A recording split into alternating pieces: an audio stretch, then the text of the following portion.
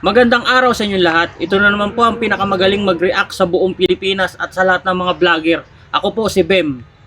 Panahon pa ni Kong TV, ako na nandito. So ngayon, 4 days nang pinag-uusapan. Itong si K Showtime.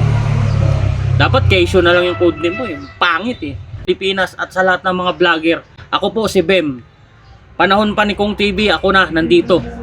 So ngayon, 4 days nang pinag-uusapan. Itong si K Showtime. Dapat K Show na lang yung code name mo eh. Pangit eh.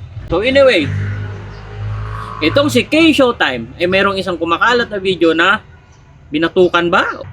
Wala akong paki sa laro mo. Tayo ay malayang bansa. Puta, ano ba pinagsasabi ko? Mali. Hirap mag-content, wala namang nanonood. Itong si K Showtime na street bowler ng Canada ay pumunta ng Pilipinas dahil dito niya nahanap ang kanyang content na mambuli. Actually, napanood ko na to iba't ibang bansa eh. Pero tayo lang yung mga Pinoy na masyadong sensitive, masyadong bading, akala mo magaling, no?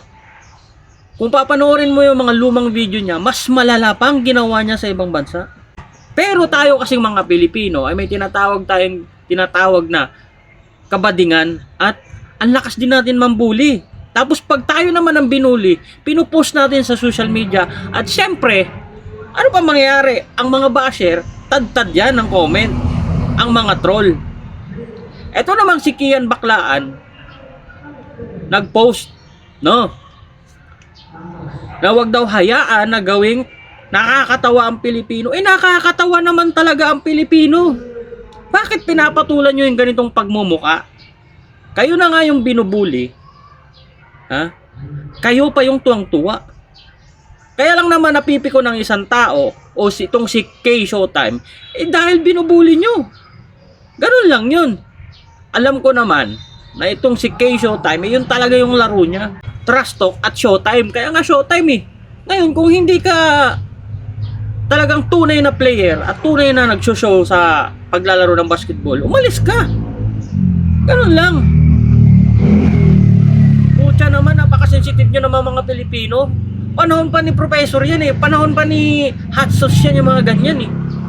Ngayon, kunting sakit, ipopost. Siyempre, magre-react yung mga hampas lupa. Kahit ako nag-react.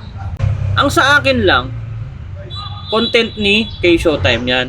Tayo kasing mga Pinoy, masyadong sensitive. Akala mong gagaling, mga bading naman. Ha? Kung ano-ano pang pinupost. Si Bustoyo, nagbanta pa. Sa totoo lang, bawal yung ginagawa ni Bustoyo eh. Nakita ko rin maglaro yan, wala namang dating eh. Di ba? Alam nyo, yung basketball ngayon, tanggapin man natin o hindi, kengkoy na, wala nang kwenta, wala nang dating.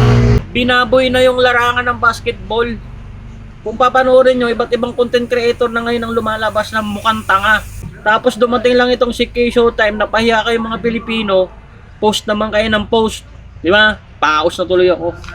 Kaya K Showtime, sakto lang talaga yung ginagawa mo. Tama yan. Yung mga Pilipino kasing mga alalakas mambuli. Tapos pag sila naman ni binuli, iyakin. Ayaw nyo doon? Mura doon ah.